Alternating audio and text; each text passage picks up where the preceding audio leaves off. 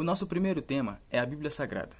Bíblia vem do grego biblion, que significa livros. A Bíblia foi escrita por 40 autores e é composta por 66 livros. Foi escrita entre um período de 1.600 anos. Bom, a nossa primeira pergunta vem assim.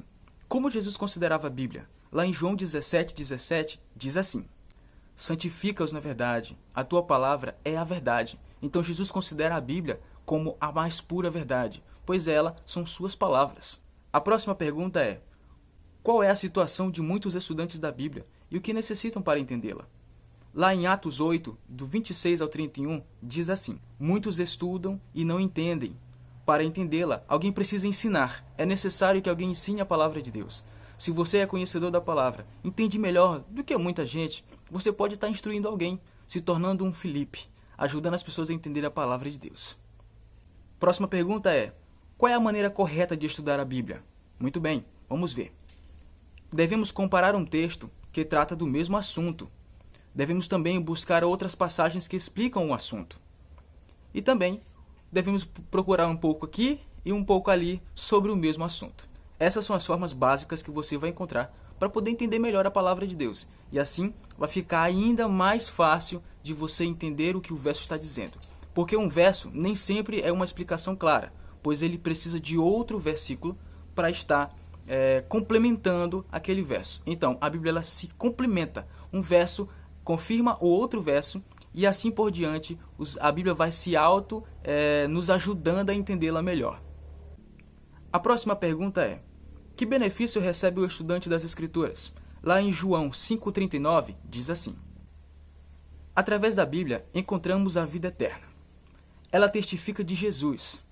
Jesus é o personagem central da Bíblia. Cada página da Bíblia revela o seu amor e seu desejo de nos salvar. Lendo-a, encontramos o caminho da salvação. Então, se você ler a palavra de Deus, você vai encontrar liberdade. E não existe outra liberdade senão ser por meio de Cristo, porque Ele é o caminho, a verdade e a vida. A próxima pergunta é: que outro benefício prático advém de examinar a Bíblia? Lá em João 16:13 e capítulo 8, verso 32, diz assim: o Espírito Santo guia em toda a verdade, e é a verdade que nos liberta. Então, se você quer estudar a palavra de Deus, você precisa buscar o Espírito Santo, para que você possa entender melhor as Escrituras e depois você encontrar a verdadeira liberdade. A próxima pergunta é assim: quem dirigiu os profetas a escreverem a Bíblia? Em 2 Pedro, capítulo 1, verso 21, diz assim: homens santos falaram da parte de Deus, guiados pelo Espírito Santo. Então, todos os escritores, os 40 escritores da Bíblia, foram inspirados por Deus. Deus os inspirou a escrever as Escrituras. Eles não escreveram por vontade própria, porque achavam que devia ser assim. Não, Deus os guiou a escrever. É tanto que em alguns filmes nós vemos, principalmente The Chosen, nós encontramos Mateus e outros lá escrevendo os textos sagrados baseado na sua vida com Cristo Jesus. Mas tudo isso é guiado pelo Espírito Santo. A próxima pergunta é: quanto do texto bíblico é realmente inspirado por Deus? Bom, em 2 Timóteo 3,16 diz assim: toda a Bíblia é inspirada por Deus. Segundo esse texto, a Bíblia é útil para o ensino, repreensão, correção e para a educação na justiça. Pela leitura da Bíblia, nosso caráter é transformado. Então, se você é uma pessoa, digamos, ruim, se você estudar a palavra de Deus e buscar o Espírito Santo e o seu entendimento, seu caráter vai ser transformado para uma pessoa boa, uma pessoa digna, uma pessoa íntegra e reta. Na nossa sociedade, que está precisando, é claro.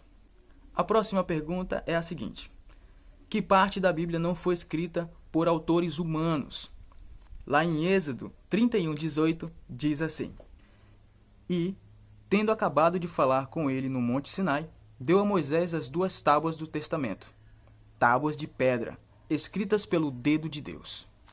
Só esse foi unicamente escrito pelo dedo de Deus. Não existe outra coisa que Deus não tenha escrito, a não ser aquelas inscrições nas paredes do templo lá de Nabucodonosor, do filho de Nabucodonosor, que Deus escreve na parede lá, quando ele usa os utensílios sagrados, para profaná-los, e Deus escreve na parede uma escrita lá, que isso é um tema para outro assunto, e se vocês quiserem que a gente converse sobre esse pequeno tema, no decorrer do estudo, você escreve lá embaixo, comenta lá embaixo, olha, eu quero saber mais sobre isso, aquilo, tudo e tal, beleza? Então, muito bem. Com exceção disso, a única coisa que Deus escreveu na Bíblia, que é a única coisa que as pessoas não escreveram, que ninguém foi autorizado a escrever nada, entendeu? É a única coisa que o próprio Deus escreveu com o seu dedo. Então, na Bíblia toda, só isso é que Deus escreveu com a sua mão. E as pessoas não escreveram. A próxima pergunta é a seguinte: está alguém autorizado a alterar a Bíblia? Em Malaquias 3:6 diz assim: porque eu, o Senhor, não mudo. Por isso, vós, ó filho de Jacó, não sois consumidos. E em Apocalipse 22:18 e 19 diz assim: a todo aquele que ouvir as palavras desta profecia deste livro, testifico. Se alguém lhes fizer qualquer acréscimo, Deus lhe acrescentará os flagelos escritos neste livro. E se alguém tirar qualquer coisa da palavra do livro desta profecia, Deus tirará sua parte da árvore da vida, da cidade santa e das coisas que acham escritas neste livro. Afinal de contas, alguém pode modificar a Bíblia? Tirar ou acrescentar? Não, de maneira nenhuma. A Bíblia não permite de forma alguma que seja tirado ou acrescentado nada. Inclusive, Jesus deixa bem claro: se você tirar algo daqui, entendeu? Vai ser tirado algo de você lá. Se você acrescentar algo aqui, vai ser acrescentado uma destruição para você lá. Então, não tem autorização nenhuma. Jesus não deixou ninguém com essa autoridade de modificar a Bíblia à forma que ele quisesse. Lá em João 13:17, diz assim: ora, se sabeis estas coisas, bem-aventurados sois se as praticardes. E lá em Tiago 1:22 diz assim: tornai-vos, pois, praticantes da palavra e não somente ouvintes, enganando-vos a vós mesmos. Bem-aventurado se praticardes os ensinos da Bíblia. Você sabe o que significa bem-aventurado? Significa felizes. Felizes são aqueles que praticam os ensinos da Bíblia. Então, se você quer ser um praticante, se você quer ser um bem-aventurado, você tem que estudar a palavra de Deus, ver o que Deus pede para você e você começar a praticar. Fazer com os outros o que você quer que Jesus faça com você. Então, pratique. E agora nós chegamos na nossa recapitulação. Então, vamos recapitular a lição até aqui o que você aprendeu, tá certo? Vamos lá. Para Jesus, a palavra de Deus é a fonte da verdade. Muito bem, muito bem. Muitos estudam e não compreendem, porque necessita de alguém para os instruir a entender melhor a palavra de Deus. A forma correta de estudar a Bíblia é um pouco aqui e um pouco ali. Muito bem. Devemos também procurar textos em outros livros da Bíblia sobre o mesmo assunto. Muito bem, sobre o mesmo assunto. Nós não devemos nem tirar e nem acrescentar nada na palavra de Deus. Porque Jesus deixou bem claro durante a sua passagem na terra que não há necessidade alguma de tirar ou colocar. Porque se fizermos isso, o Senhor irá prestar conta conosco. Então, muito cuidado se alguém colocou algo a mais na palavra de Deus ou se alguém tirou algo a mais da palavra de Deus. Abra seus olhos, tá certo? Agora chegou outro momento bem especial. Quero pedir a você que você chegue mais perto. Chegue mais perto de mim. Venha mais para cá, para perto da tela. Isso, se aproxime mais. Vou lhe fazer 3 perguntinhas, tá certo? Muito bem. Você aceita a Bíblia como regra de fé para a sua vida? Você aceita? Muito bem. Quero dedicar tempo. Você quer dedicar tempo para estudar a Bíblia? Pelo menos uma hora ou meio minuto, ou até mesmo um pouco de tempo, que você possa abrir a Bíblia, pedir a orientação do Espírito Santo, ler alguns versos, agradecer pelo Senhor ter te salvado até este momento, ter te protegido até este momento.